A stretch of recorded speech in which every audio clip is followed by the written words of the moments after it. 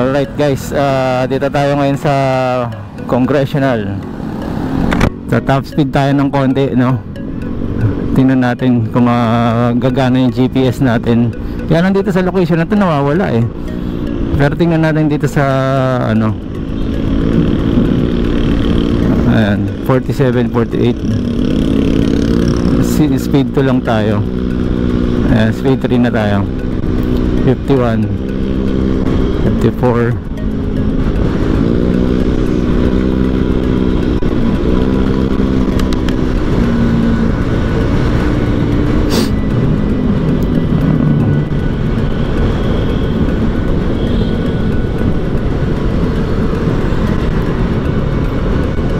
Oh, traffic talaga guys. Hindi tayo makadire-diretso. X-Max.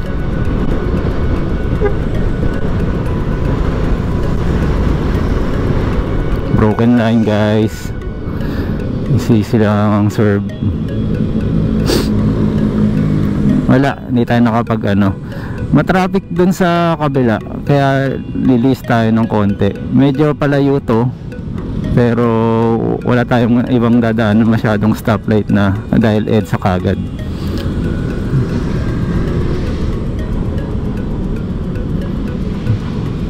Ayaw kagad umatrat.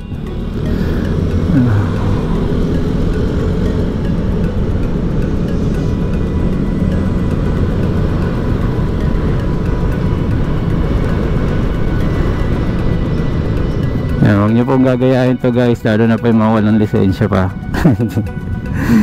hindi po porket may lisensya pwedeng gawin to, pero ang akin lang tinetesting lang naman natin yung ano.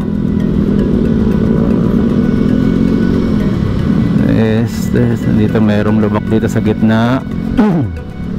Ayan, mayroong manhole at meron sa gitna na to, ayan. So importante guys, alam nyo rin yung kalsada, no? Pero gayon pa man, hindi nyo kailangan gawin kasi lalo na pag umuulan, huwag yung dadaanin sa kabisado nyo kasi minsan may butas na pala dahil na nabaha, di ba? Okay, back to 1 tayo. So hindi natin na top speed, no? So parang more or less 55, ganun lang yung nakita ko. Ewan ko, titingnan natin sa camera.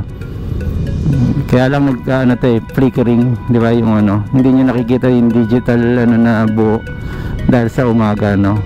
Yan po ay dahil sa frames per seconds, yung hindi kinakaya yung shutter speed ng camera. May nagtanong po kasi bakit daw ano nagbi-blink yung ano, yung panel natin, yung dashboard natin. So naka 10 kilometers na tayo, 2 volts ang nawala. Okay, go.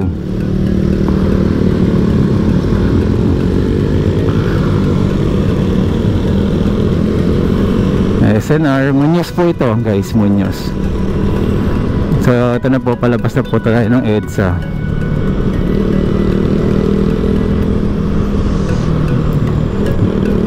Ayan, samahan niyo lang po ako, talamin ang daan dito. Ayan, nakita niyo may e-bike doon, ay electric kick scooter. So dito pa lang, sisignal na tayo kasi oh, grabe. So, wawa naman yung bike ano natin. Grabe to si kuya mag ano, talagang cut kung cut. So syempre dapat gradual lang po ang ano, hindi ko palit lang ng palit ng lane. 100 meters lipat, 100 meters lipat. Okay, game. Ayan, may bakal, oh. Iwasan nyo yung ganyan, madalas yan pagka nagkamali kayo ng preno dyan. Babae to.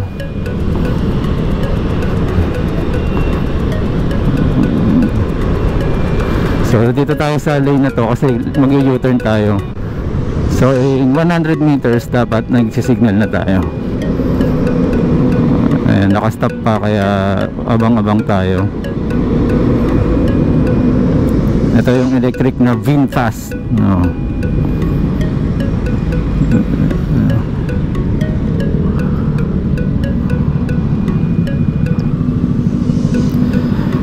So ayan, mag-go na. So samahan nyo ako pag U-turn. at sa lane kung nasan ako. Guys, magkaiba tayo ng driving no. Yung iba, kung hindi sanay sa highway, maaari po kayong gumamit ng bike lane, no. Tapos sasabayan nyo lang din talaga yung yung takbuhan ng mga nakabisikleta. Huwag kayong magiging mabilis doon, syempre makakasagi kayo. So ayan, mainit ang temperatura, guys. Napakainit. So hanggang tong second lane pwede dito mag U-turn. Meron naman arrow, no, makikita nyo naman doon sa kalsada, sa mismong sahig, sa lapag. Okay, so tayo dito. Baba natin yung visor, mainit. Isipan pa tayo. Ayun, shoutout nga pala kay Mr. Uten U10.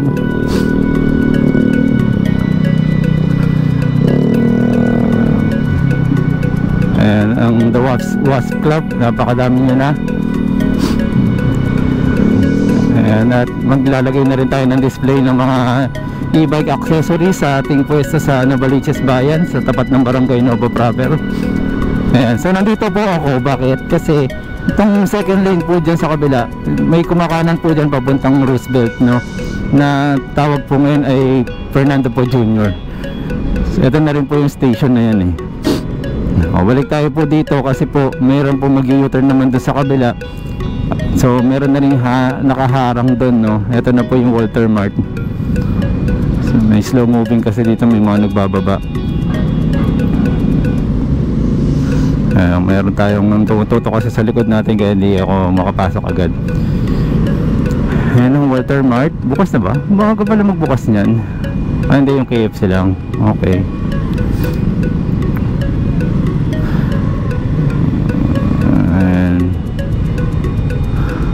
So nagbababa kasi dito. Saka meron kasing harang dyan, may barrier dyan, yung mga mag-u-turn. Lipat tayo, guys, makita natin.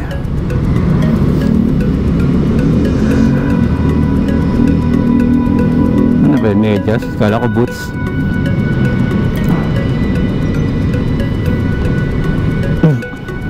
Ay, nakasignal pa pala ako, di nyo sinasabi.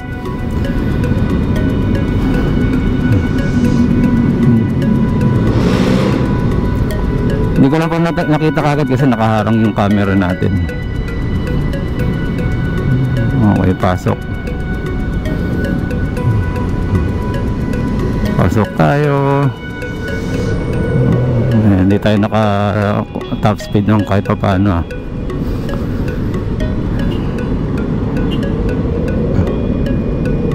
Ayan, so balik na tayo ng bike lane para discarding to.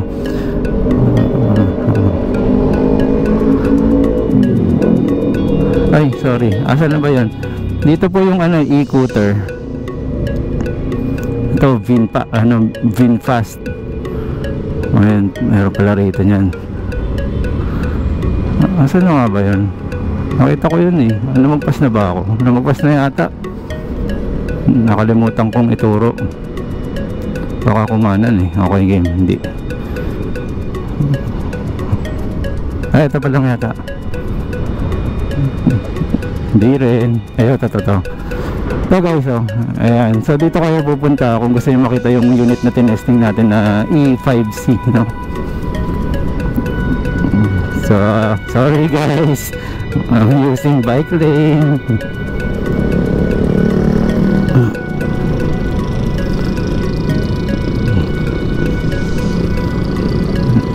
Balik na tayo para naman hindi nakaka-insulto sa iba. Dahil mukha naman tayong motor. Kanan to. So check natin na maigi ang side mirror. Okay, let's go. Kailangan natin bilisan. SM North sa left side.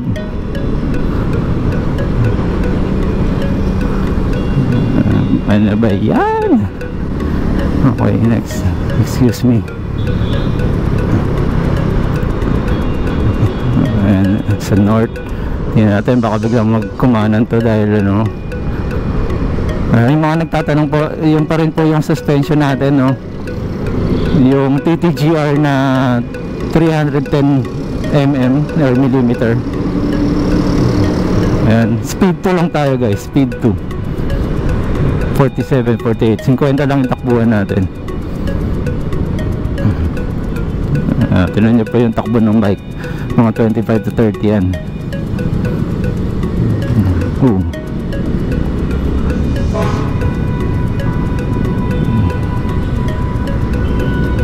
Meron din ditong Link and Company, BIC. Okay, unahan ko na to.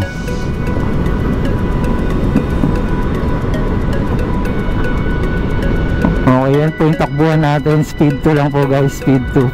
49, 50, 50 po nakikita nyo sa panel. 52, 54, 55, 56, 57, 58, 59, 60. Ayan, traffic ulit. Speed 2 lang po yan, 60. Ano ba yung makakalampag sa helmet ko? Yung tali. Ayan, so malapit na tayo. Pagbaba lang natin ng overpass. Ayan. Dito tayo sa inner right. Meron pa ditong may humps. Tignan natin yung yung fascia sa harapan. Ayan o, di ba? Ang taas eh.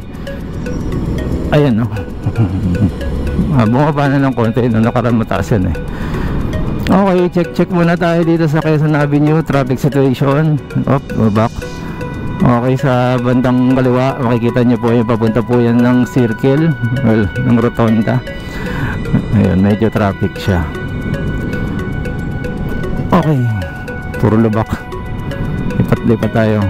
Hipan natin yung sigarilyo ni Kuya. Okay, ito na tayo sa ayun, ang lubak, diba? Kita niyo yun. So ganun din yung inikot natin.